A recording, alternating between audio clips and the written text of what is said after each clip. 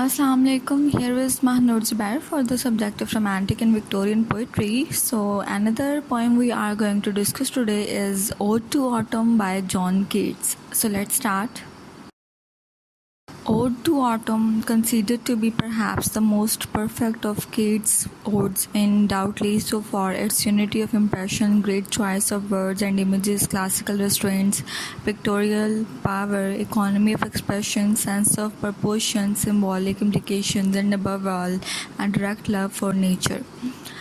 Ode to Autumn John Keats की एक perfect odds में से एक समझी जाती है क्योंकि बगैर किसी डाउट के इसके अंदर जो इम्प्रेशन दिया गया है यूनिटी का, वर्ड्स की जो चॉइस है, जो इमेजेस और जो रूरल लाइफ, जो पिक्टोरियल एक इमेज पिक्चर्स का जो इस्तेमाल किया गया है, पिक्चर्स को शो करने का, उनकी सेंसिबिलिटी दिखाने का जो एक्सप्रेशन इस्तेमाल किया गया है, जो सिंबल्स इस्तेमाल किए गए हैं, और ख़ास करके सबसे बढ़कर नेचर को लेकर के जो एक डायरेक्ट लव है वो शो किया गया है.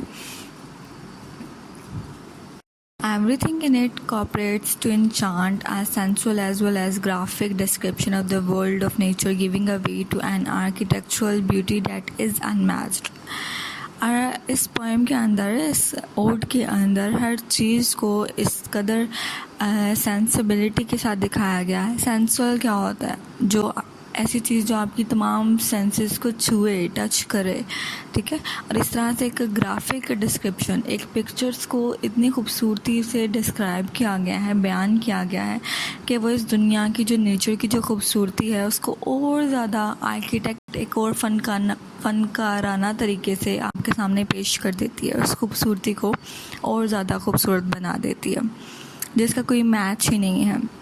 If on the one hand it is the most perfect in form and detail, on the other hand it is also the most difficult to penetrate below the surface, for it is apparently the most purely objective and descriptive poem. In no other poem of Keats does his simple and direct love of nature find a fuller expression. It gives a vivid description of an English autumn with all the warmth and richness of the season, and it breeds a spirit of happy contentment which is not always present in Keats' work. In short, we can say that this fantastic ode is decorated with the aesthetic charm of nature, a rare blend of thought and music to celebrate the presence of autumn season and above all the perfection of its art. एक तरफ तो ये odd जो है odd to autumn बिल्कुल perfect है अपनी form और डिटेल के लिहाज से, ठीक है. और दूसरी तरफ एक तरह से अगर हम इसको ऊपरी सतह पर देखें तो बहुत इजी भी नज़र आती है, लेकिन डीप डाउन चूँकि नेचर पर बात है तो इसके डीप डाउन बहुत मीनिंग्स भी निकलते हैं. गहराई में अगर हम इसको जाकर देखें तो प्योरली ऑब्जेक्टिव और डिस्क्रिप्टिव पोएम है ये, जिसको तफसील से डिटेल में बयान किया गया है. बाकी जॉन कीट्स की जो पोएम्स हैं वो सिंपल तो होती ही हैं, लेकिन ओड टू ऑटम में जिस तरह से उसने एक डायरेक्ट लव शो किया है नेचर को लेकर के, जिसमें अपना फुलर एक्सप्रेशन जो है पूरी अपनी नेचर से लेकर खूबसूरती का जो मुकम्मल तौर पर जो इजहार किया है वो इसी पोएम में सबसे ज़्यादा खूबसूरत तरीके से मिलता है. एक विविड डिस्क्रिप्शन है ऑटम सीज़न की. विविड क्या होता है? क्लियर, एक बिल्कुल साफ़ सुथरी पिक्चराइज फॉर्म में वो हमें ऑटम सीज़न की एक क्लियर पिक्चर जो है वो डिस्क्राइब करता है कि इंग्लिश ऑटम सीज़न किस तरह का होता है, उसकी वार्मथ, उस सीज़न की रिचनेस, उस सीज़न की खूबसूरती, मौसम, सबका वहाँ पर ज़िक्र करता है. और फिर एक खुशी का, एक तसल्ली का, एक सुकून का इजहार भी करता है उस नेचर को देख करके, नेचर की स्पिरिट में रह करके. तो ये सारे कीट्स के वर्क में ये चीज़ प्रेजेंट है. अगर हम कहें कि ये एक कीट्स की फंटास्टिक ओड है जो कि बहुत खूबसूरती से डेकोरेट की गई है और नेचर के एस्थेटिक चार्म, एस्थेटिक क्या होता है? खूबसूरती को और ज़्यादा हुस्न दे देना और ज़्यादा जमाल दे देना, ठीक है. तो नेचर को लेकर के उसने एक एस्थेटिक फॉर्म ही क्रिएट की है, नेचर को और ज़्यादा खूबसूरत बना दिया है. और अपनी थॉट्स को, अपने म्यूज़िक को, अपनी पोइट्री को, अपने वर्ड्स को, अपने एक्सप्रेशंस को नेचर के साथ मिला करके ऑटम सीज़न को और ज़्यादा नुमायाँ कर दिया है। और अबव ऑल अगर हम ये कहें कि इसमें जॉन कीट्स की एक परफेक्शन जो है उसकी आर्ट की वो नज़र आती है, वो झलक नज़र आती है और टू ऑटम में। The very first stanza offers a very fine physical sense of autumn season in all its grandeur and glory. Autumn is a season of mist and ripe fruits that begin to blossom up during this season. तो first stanza में autumn season ख़ज़ां के मौसम की एक physical sense बताई गई है। Physical मतलब बताया गया कि ऑटम सीज़न होता कैसा है। तो ऑटम सीज़न कहता है कि अपनी पूरी अज़मत, अपनी पूरी बुलंदी पर है, अपनी पूरी खूबसूरती पर है। और ऑटम में चूँकि ऑटम एक ऐसा मौसम है जिसमें हल्की हल्की सी नमी होती है और ख़ास करके फलों के पकने का मौसम होता है, तो ये सीज़न जो है अपनी इस खूबसूरती के साथ ब्लॉसम कर रहा है, नुमाया नज़र आ रहा है। In fact, autumn and the sun collaborate to bring ripeness in everything, such as the flower, grapes, apples, gourds, hazelnuts, and other objects of nature, which are directly under its influence. Then even the bees who want to get their fill do visit the flowers, suck their feed, and return to their honeycombs to produce honey at the finest kind. और फिर आगे चल कर वो कहता है कि autumn season चूँकि मिस्ट का है, एक राइपन सीज़न है कि उसमें फल जो हैं वो पक जाते हैं, तो उसके साथ साथ वो कहता है कि सूरज के साथ मिल करके, सूरज की गर्मी के साथ, उसकी गर्माइश के साथ मिल करके ऑटम सीज़न जो है फलों को तो पकाता ही है, साथ में फूल भी खिलते हैं। ग्रेप्स, एप्पल्स, अमरूद, हेज़लनट्स, ये सब चीज़ें जो है ये नेचर में सूरज की गर्मी और ख़ज़ां के मौसम को आपस में मिला करके सारे जो चीज़ें वो पकते हैं। और फिर कहता है कि वो शहद की मक्खियाँ जिन्हें फूल के अंदर से अपना रस चाहिए होता है, वो भी जब फूल खिल जाते हैं तो उन फूलों को विज़िट करती हैं, उनके पास जाती हैं और उनमें से अपना रस निकाल लेती हैं, अपने आप को फीड करती हैं और फिर एक हनी कॉम्स, शहद के छत्ता जो होता है उसमें जा कर के अपना जो एक हनी है वो बनाती हैं, जो कि सबसे खूबसूरत या फाइनेस्ट काइंड का होता है। In short, a brief picture of the first stanza apply bestows that autumn is a season of ripeness, fruitfulness, life, vitality, joy, and above all, consecration. तो अगर हम इन शॉर्ट अगर बात करें तो पहला स्टैंजा हमें ये शो करता है कि ऑटम का सीज़न जो है वो राइपनेस का है, मतलब पकाने का है, फलों के पक जाने का है, सूरज की गर्माइश के साथ फ्रूटफुलनेस, फल बहुत ज़्यादा इसमें निकलते हैं और बनते हैं, ज़िंदगी का एक मौसम है, विटैलिटी, जॉय, खुशी का है, इत्मीनान का मौसम है और ख़ास करके अपने आप को इस मौसम में वक्फ करने का, गुजारने का एक मौसम है autumn season. Autumn season has its own charm and music which is equally fascinating and the listeners and viewers. तो आगे चलकर वो कहता है कि ऑटम सीज़न का तो अपना एक म्यूज़िक होता है, अपनी एक चार्म है, अपनी खूबसूरती है, इसको बयान करने के लिए किसी और चीज़ से क्या रेफ़र करना। ऑटम की तो अपनी खूबसूरती है, अपना एक म्यूज़िक होता है इसके अंदर, जो कि लिसनर्स को, सुनने वालों को और देखने वालों को अपनी इस खूबसूरती से अट्रैक्ट करता है। Then, in order to justify his point of view, first he gives an elegant picture of the subtle plains having a strong pictorial touch. Even in the crimson light of the setting sun, they are presenting a soothing picture of nature in its impeccable beauty. और आगे चल कर के अपनी इस बात को justify करने के लिए कि ऑटम सीज़न का अपना एक चार्म है, अपनी एक ब्यूटी है, वो आगे चल के इसको ऑटम सीज़न को मज़ीद एलिगेंट तरीके से पिक्चराइज़ करके हमारे सामने दिखाता है। हालांकि ये कहता है कि सूरज जो है अपनी पूरी आबोताब से चमक रहा है, लेकिन फिर भी जो खूबसूरती है ऑटम सीज़न की उसमें ज़रा भी कमी नहीं आती है। Then he tries to enunciate how the different creatures of nature such as gnats, lambs, grasshoppers, robins and swallows produce different sounds expressing their own feelings and responses towards the different effects of autumn season upon them.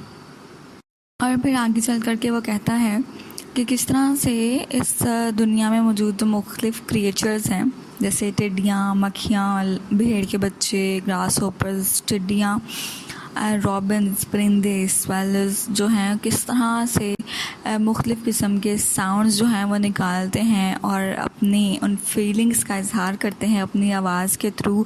और autumn season की इस खूबसूरती पर वो एक और जो कहते हैं कि चार चांद लगा देते हैं। तो जब परिंदे, मुख्तलिफ़ किस्म के परिंदे जब एक साथ अपनी आवाज़ों में बोलते हैं तो डेफ़िनेटली वो चीज़ एक अलग ही लेवल पर होती है, वो खूबसूरती जो कि किसी भी मौसम को बहुत और ज़्यादा चार्मिंग बना देती है।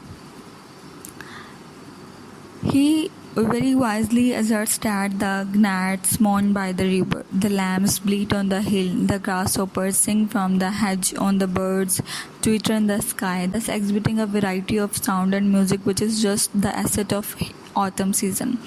और फिर आगे बड़ी वाइजली, बड़ी अक्लमंदाना तरीके से सोचते हुए कहता है कि जो मक्खियाँ या टिड्डियाँ होती हैं वो तो दरिया के किनारे पर गुनगुनाती हैं, ये बोलती हैं दरिया के पास।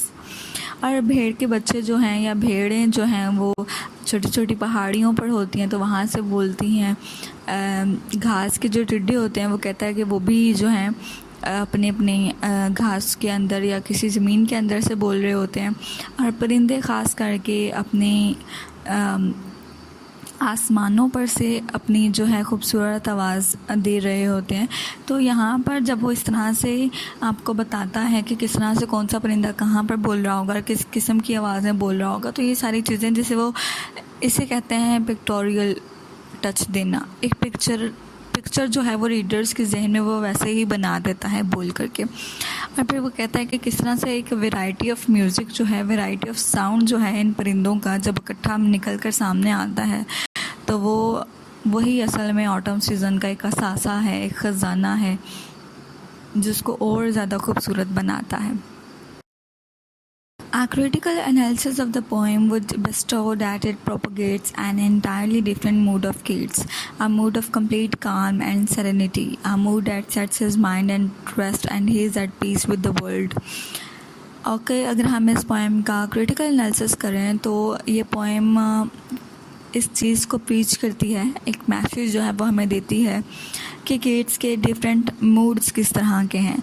लेकिन इस पोएम के अंदर कीट्स का जो मूड है वो बहुत पुरसकून है, बहुत इत्मीनान वाला है, वो बहुत सुकून में है। और एक मूड जो है वो रीडर्स के माइंड में भी सेट हो जाता है कि कीट्स किस तरह से इस दुनिया की खूबसूरती को, इसके पीस को, इसके सुकून को जो है वो महसूस कर रहा है और वो ख़ुद भी कितने सुकून में है।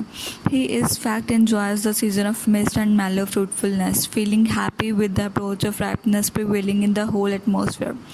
असल में कीट्स इस बात से बहुत खुश है और वो ऑटम सीज़न को इस तरह से एंजॉय कर रहा है क्योंकि एक तो ये नमी वाला मौसम है और ख़ास करके फलों के पकने का मौसम है। तो वो बहुत खुश है इस चीज़ को लेकर के कि फल जो हैं हर तरफ जहाँ पर भी इसकी नज़र जाती है उस माहौल में फल जो हैं उसे पकते हुए, बनते हुए दिखाई देते हैं। Moreover, the truth that dawned upon him is more soothing. In it, the acceptance of transience and immutability is calm, without any sadness, for Keats has achieved the recognition that is all a part of a larger and richer permanence. This permanence is the continuity of life itself, which calms down the very anxiety of the poet about life. और आगे चल कर के इस चीज़ को accept करना, इस change को एक्सेप्ट करना कि कीट्स का जो मूड है इस पोएम के अंदर बहुत काल्मिंग है, बहुत पुरसकून है, बहुत इत्मीनान वाला है। तो डैट मीन्स कि इस पोएम के अंदर बग़ैर किसी उदासी के, बग़ैर किसी गम की शिद्दत के वो इस मौसम को एंजॉय भी कर रहा है और इस चीज़ को कबूल भी कर रहा है कि हाँ, ये ज़िंदगी का ही हिस्सा है। ये मौसम जो हैं, ये पुरसकून रहना, ये मौसम जो है इस ज़िंदगी का ही हिस्सा है। और बग़ैर किसी बेचैनी के, क्यूरियोसिटी के, एंजाइटी के वो इस चीज़ को बड़े आराम से इस ज़िंदगी को महसूस कर पा रहा है। We also see that Keats' poetic development is quite condemnable for the way he shows a movement from romantic egocentricity towards objectivity to a very high degree. This also in fact a movement towards negative capability for which he was quite famous. This ode in fact stands at the end of Keats' search to achieve the maturity of negative capability, signifying ardent desire to achieve maturity of vision. The transience, pain, and even somewhat ugliness of life is all very amicably accepted, for it is all part of a greater and permanent cycle of birth, growth, death, and renewal. Keats ने romanticism की जो एगोसेंट्रिसिटी थी, मतलब Romantics ने nature को और ज़्यादा बढ़ा चढ़ा कर जो पेश कर दिया था, उसमें कीट्स का अपना एक जो अंदाज़ है वो बहुत अनोखा है, बहुत अलग है। कीट्स ने नेगेटिव कैपेबिलिटी को अपने अंदर मैच्योर करने की बहुत कोशिश की।